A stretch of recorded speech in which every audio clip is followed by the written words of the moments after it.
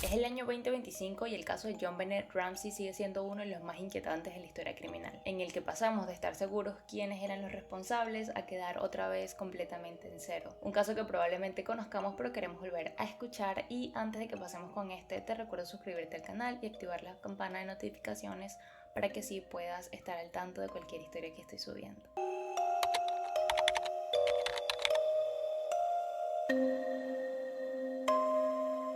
John Bennett Ramsey tenía tan solo 6 años para el momento de los hechos. Era conocido en Colorado, donde residían, pero también a lo largo del país porque esta participaba en distintos concursos de belleza infantil donde le iba bastante bien. Y es que era una niña preciosa y muy llamativa, y muy probablemente esto venga de su madre Patsy, quien era una ex reina de belleza que en su momento dejó su carrera a un lado, por así decirlo, ya que era bastante común que en esta época, cuando se casaban las mujeres, pues se dedicaban al hogar. Fue el caso de Patsy, quien creó una familia junto a John Ramsey, quien era un exitoso empresario y también presidente de una compañía de tecnología. Juntos construyeron lo que parecía ser una hermosa familia. En el año de 1996, diciembre, mes de los hechos, la familia vivía en una amplia casa en la ciudad de Boulder, Colorado. En esta habitaban su hijo Burke, que por el momento tenía 9 años de edad, su hija John Bennett Ramsey, protagonista, quien por el momento tenía 6 años de edad, y pues ambos padres. El 25 de este mes, es decir, la noche de Navidad, toda la familia sale a cenar a casa de amigos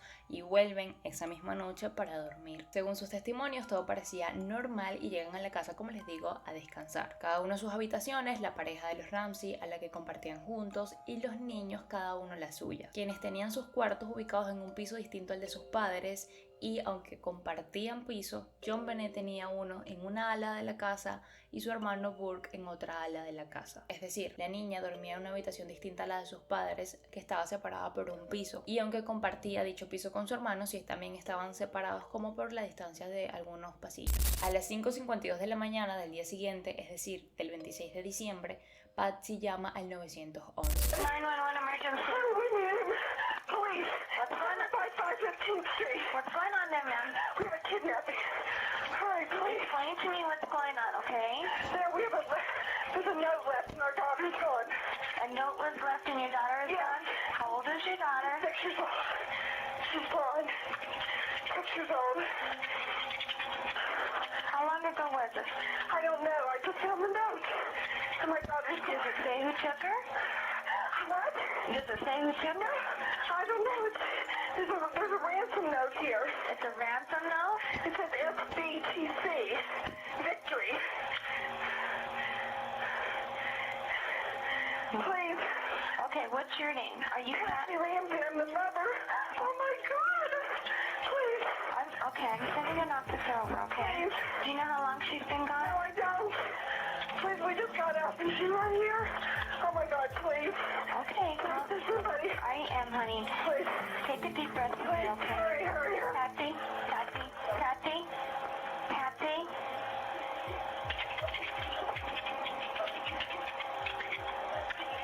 Esta se había despertado y había bajado las escaleras de su casa para encontrarse en el último escalón esta extraña carta de rescate, en la que pedían $118,000 a cambio de volver sana y salva a John Bennett. La carta era inusualmente larga, estamos hablando de 2 páginas y medias, y además fue escrita con un bolígrafo y hojas de un blog de notas que pertenecía a la familia. Es decir, el material que se utilizó para escribir esta carta estaba dentro de la casa. Y en esta se tomaron muchísimo tiempo, un aproximado de 20 minutos como mínimo, para decir cosas como la siguiente. Señor Ramsey, escúcheme cuidadosamente. Somos un grupo de individuos que representa a una pequeña facción extranjera. Respetamos su negocio, pero no al país al que sirve. En este momento tenemos a su hija en nuestro poder. Está sana y salva, y si quiere que vea el año 1997, debe seguir nuestras instrucciones al pie de la letra. Retirará $118,000 de su cuenta, 100,000 en billetes de 100 y 18,000 en billetes de 20. Cuando llegue a casa, pondrá el dinero en una bolsa de papel marrón y le llamaré entre las 8 y 10 a.m. para darle instrucciones sobre la entrega. Hablar con alguien sobre la situación, como la policía o FBI, resultará en que su hija sea de Si bien ya era bastante extraño que la carta fuera escrita dentro de la casa y con tanto tiempo, A esto le agregamos que el monto que estaban pidiendo en esta, los $118,000, fue el monto exacto que recibió el padre de familia como bono navideño ese año, lo que señalaba que dicho secuestrador debía ser cercano o tener conocimiento sobre las finanzas de la familia. Además, también según investigaciones, el tono de la nota era una mezcla entre formalidad, frases amenazantes y expresiones que son poco comunes, lo que hacía que esta carta pareciera sacada de una película de secuestro. Pocos minutos después de la llamada del 911 llegan dos oficiales a la casa para iniciar un registro superficial, y digo superficial porque así lo fue, a ver qué encontraban y principalmente centrarse en entradas o salidas donde algún secuestrador pudiera haber ingresado a la vivienda y de igual forma salido por allí. Sin embargo, no encontraron ninguna entrada o salida forzada ni nada en la casa, según ellos. Simultáneamente, también llegaban muchos familiares y amigos a dar apoyo a la familia, quienes entraban y salían sin ningún tipo de restricción al lugar, ya que si bien la habitación de John Bennett fue acordonada como la posible escena de un secuestro, el resto de la casa no, así que estos entraban sin ningún problema. Estuvieron todo este día esperando las llamadas de dicho secuestrador a las horas acordadas según la carta, pero estas nunca llegaron. Y casi al finalizar la jornada del día, muchas horas después, aproximadamente entre 7 y 8 horas después de la llamada y de todo lo sucedido, a sugerencia de una investigadora que estaba llevando el caso, quien le pide al padre de la familia que termine realizando una investigación un poquito más exhaustiva por su misma casa, esta la hace junto a un amigo. Y así es como ambos bajan hasta el sótano, sitio que no había sido investigado por la policía. Debido a que los oficiales, cuando pasaron por allí, vieron que la puerta estaba cerrada por dentro, asumieron que nadie pudo haber escapado por allí y pues obviaron revisar la habitación. Pero en esta, el padre junto al amigo encuentran el cuerpo de John Bennett, quien estaba boca abajo con un hecho con un cordón de nylon atado al cuello y muñecas, cubierta con una sábana blanca y con una cinta adhesiva en su boca. Según declaraciones del amigo del padre, antes de que éste siquiera destapara la sábana blanca y viera lo que había allí debajo, ya había empezado a gritar desesperadamente, lo cual da un dato bastante sospechoso, o simplemente su intuición habló antes que él. Posteriormente, lo que hace John, el padre, según dentro de toda esta desesperación, es desatarle sus manos y quitarle la cinta de la boca, contaminando por completo la escena del crimen. Pero hablando de dicha escena, esto fue lo que se encontró según la autopsia. Se determinó que la causa de muerte fue asfixia por estreñimiento asociada con un traumatismo craneal. Estamos hablando de un golpe de al menos unos 20 centímetros. Se reveló que en su estómago habían restos de piña no digeridos, un dato que va a ser bastante importante para las teorías a continuación del caso, así como también presentaba lesiones, pero las pruebas no fueron concluyentes para determinar una agresión sexual. Y también lograron encontrar material genético en sus panties. ADN que va a ser relevante pero muchísimo más adelante en el caso, porque por el año en el que estamos hablando pues no servía de mucho en ese momento. Además también se encontraron en su cuerpo dos lesiones, unas pequeñas marquitas de puntitos que más adelante también van a ser relevantes para las teorías, porque en el inicio no se logran identificar de qué son. Encontrar a la niña allí mismo en la casa fue un giro súper impactante y sobre todo fue extraño, y es que este caso siempre se caracterizó por eso, por tener todas estas pruebas raras y todos estos acontecimientos extraños, lo cual nos hace pensar mil y un teorías y mil y un cosas al respecto, pero sabiendo diferenciar entre teorías y acusaciones, sobre todo si eres un agente de policía y apenas estás iniciando a investigar. Y es que esto sería lo correcto, pero como vimos desde un inicio, lo menos que supo hacer la policía en este caso fue las cosas bien. Y es que estos, para ese momento, deberían manejar dos teorías o dos posibilidades, y es uno, la del secuestrador y que realmente hayan intentado secuestrar a la niña y toda esta historia, o dos, que la familia estuviera involucrada por lo muy raro que eran todas las pruebas. Sin embargo, en la policía pasaba que parecía que hubiesen descartado la primera opción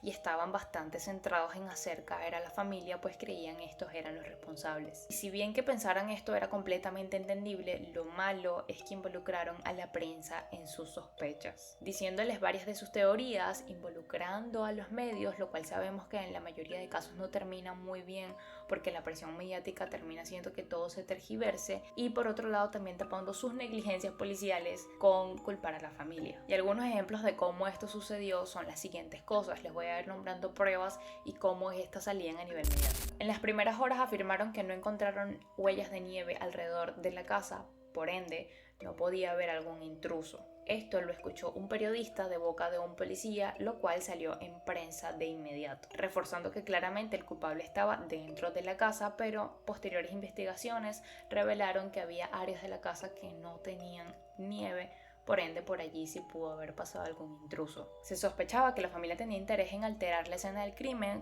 por el hecho de que el padre movió el cuerpo de la niña. Sin embargo, aquí la negligencia es de parte de los oficiales, que fueron a hacer un registro y no registraron una habitación. Y en segunda instancia también muchos familiares entraban y salían, contaminando mucho más la casa, y también tocaron y limpiaron algunos objetos, pero probablemente desde la ignorancia, y quienes también nuevamente debían limitar esto eran los mismos oficiales. Pues este no ha sido el único caso en el que familiares terminan alterando escenas desde la ignorancia y pues no saber qué tan relevante es esto, ¿no? Al final quienes deberían estar pensando y teniendo estas cosas en cuenta es la misma policía. Con respecto a que no hubiera ninguna puerta o ventana forzada, según investigaciones posteriores, nuevamente se supo que al menos una ventana y alguna puerta de esta casa, que era gigante, estaban abiertas en esa noche. Por ende, esto justifica el que no hubiera una entrada forzada, y además en la habitación del sótano esta tenía una ventana que estaba rota y tenía fácil acceso desde el exterior, lo cual siempre fue una prueba bastante inconclusa, porque a pesar de que había una ventana rota con acceso desde el exterior, esta tenía ciertas telarañas en algunas esquinas, lo que indicaba que no había sido usada en mucho tiempo. Y así había una mezcla entre las pruebas a nivel de investigación y cómo eran sacadas a nivel mediático,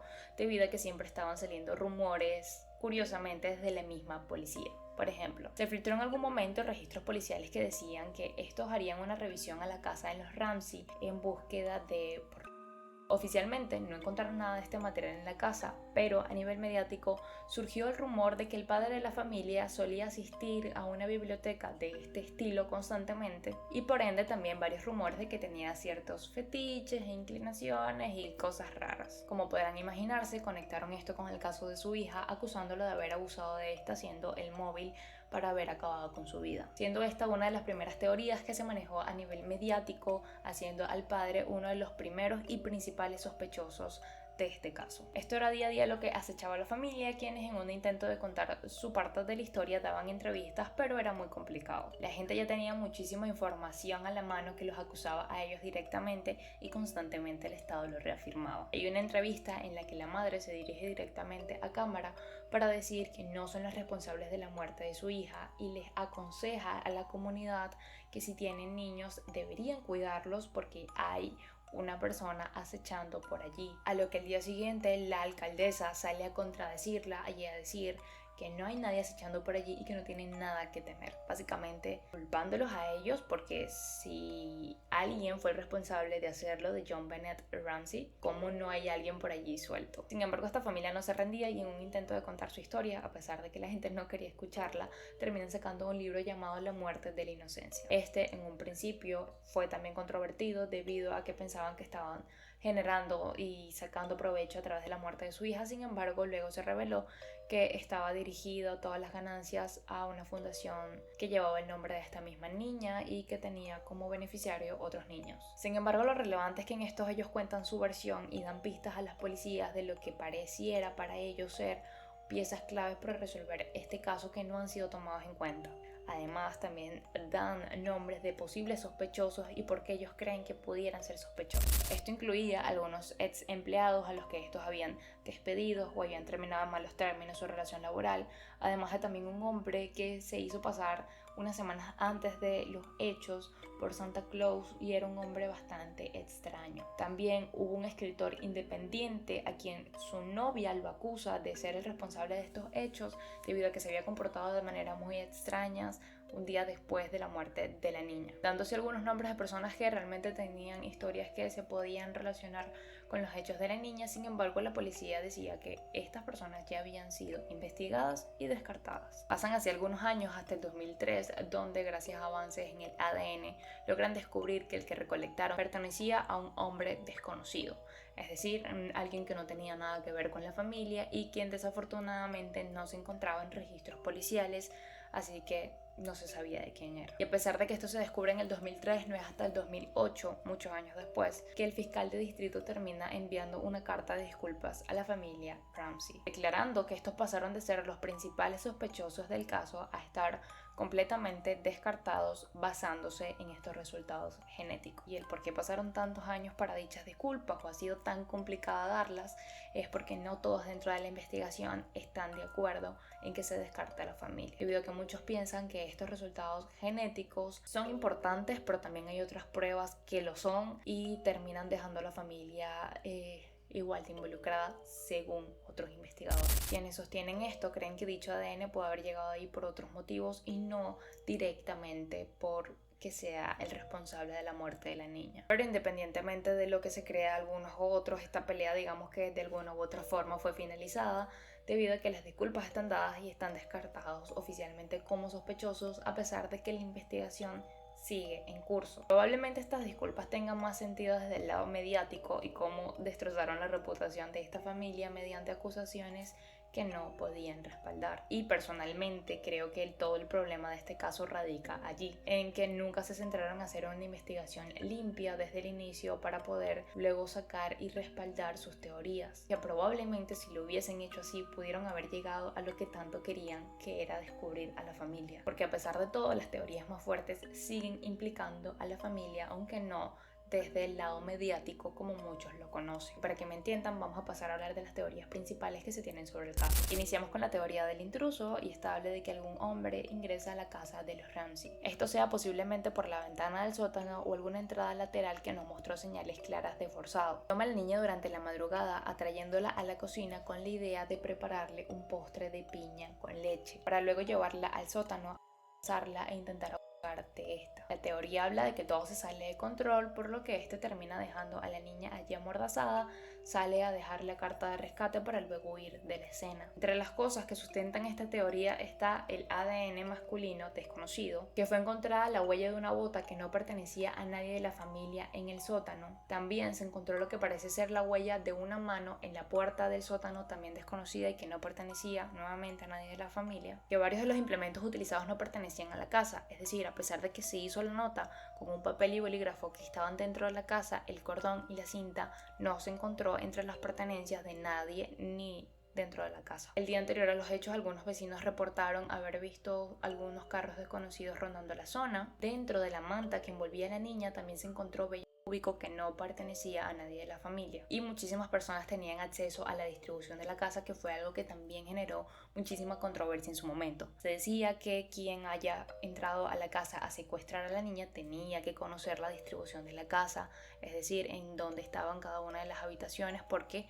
estuvo durante mucho tiempo allí. El tema es que estos tenían muchísimos empleados y además se las pasaban realizando fiestas en su casa donde iban muchísimas personas de la comunidad y etcétera. Por ende, muchas personas tenían acceso a este hogar. Además, también muchos de sus amigos y empleados tenían llaves de la casa. El bote que fue construido para amarrar a la niña también se dice que indica, según algunos investigadores, la presencia de un sexual experimentado.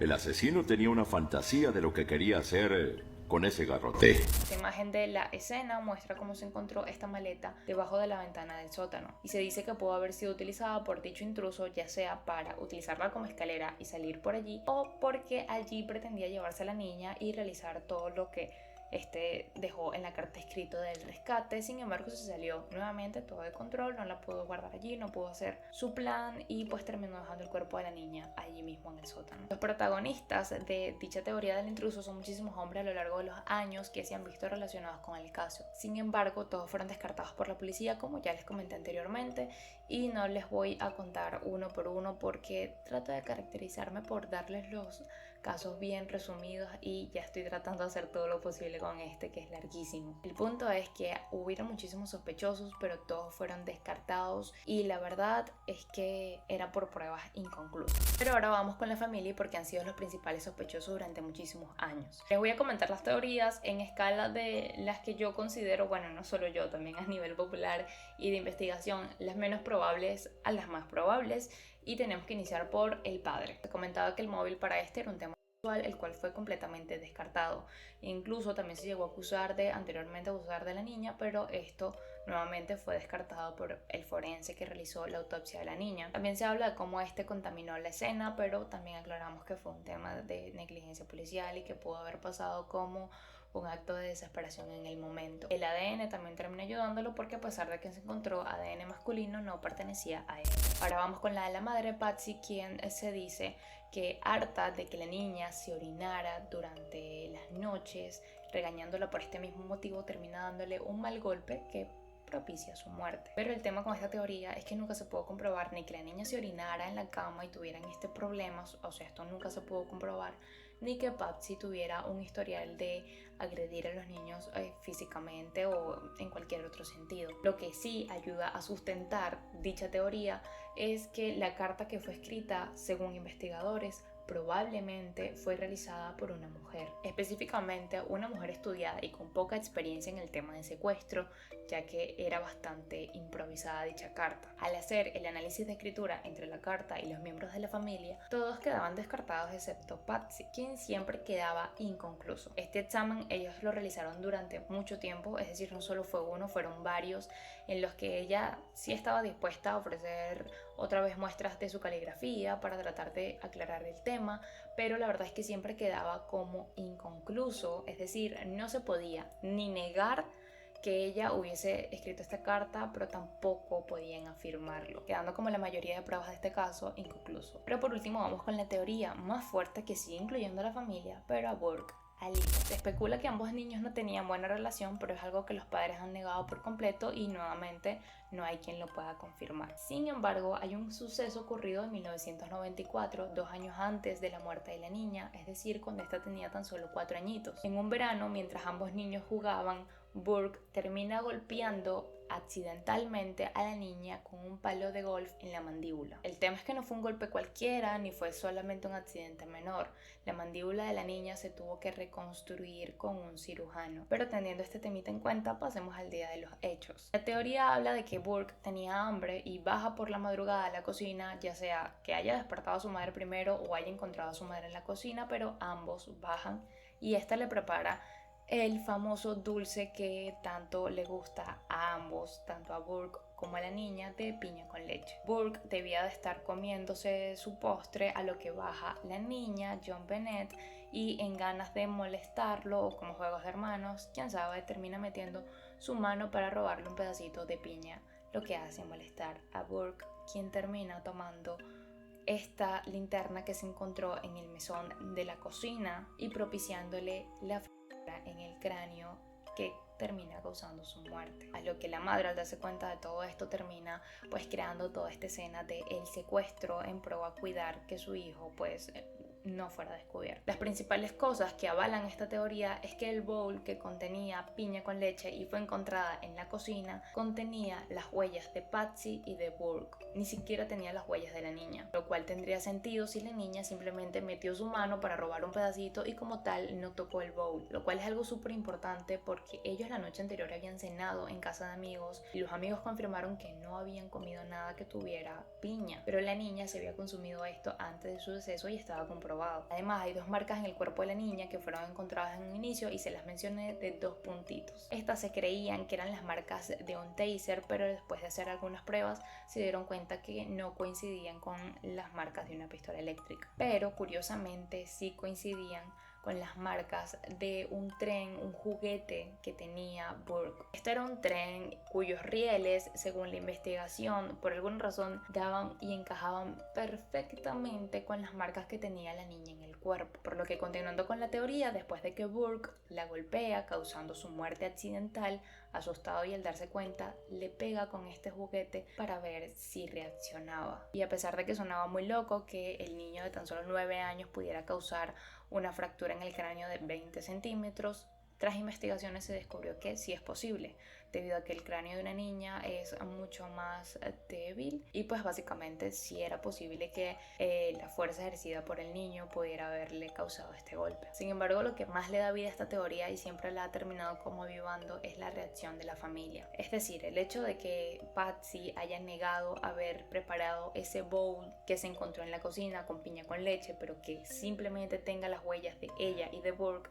es muy raro. Además, toda la reacción del hermano posteriormente también fue de mucha controversia. A este le han realizado, al igual que a la familia, muchísimas entrevistas, pero especialmente la reacción del niño es lo que genera como más confusión. Su primera entrevista realizada fue un año después de la muerte de la niña y este era alguien que ya tenía 10 años, era alguien que plenamente estaba consciente de que su hermana había fallecido y todo lo que le había pasado. Sin embargo, nunca se vio visiblemente afectado por los hechos. Podía hablar del tema con tranquilidad, incluso llegó a hacer descripciones de cómo él pensaba que había muerto su hermana. Hacía muchas cosas que la verdad no todos piensan que un niño normal debería hacer. Para reforzar aún más esto, en el 2006 se le termina realizando una entrevista en la cual se habla otra vez del tema de su hermana y durante toda la entrevista este se está riendo.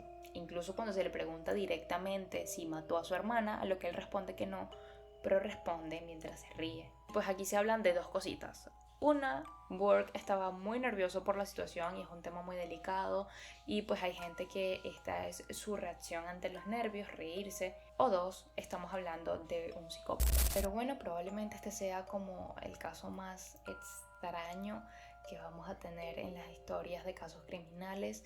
Esperemos que en algún momento salga ya sea el dueño de ese ADN que aún no se ha podido encontrar o algo al respecto, porque de resto veo muy difícil que podamos resolver qué pasó con JonBenét Ramsey. A mí particularmente me encanta traer estos casos que ya conocemos, que ya hemos escuchado, pero está bien también recordarlos. Así que si a ti también te gusta, házmelo saber acá abajo en comentarios. Si quieres algún caso similar también y suscríbete para más.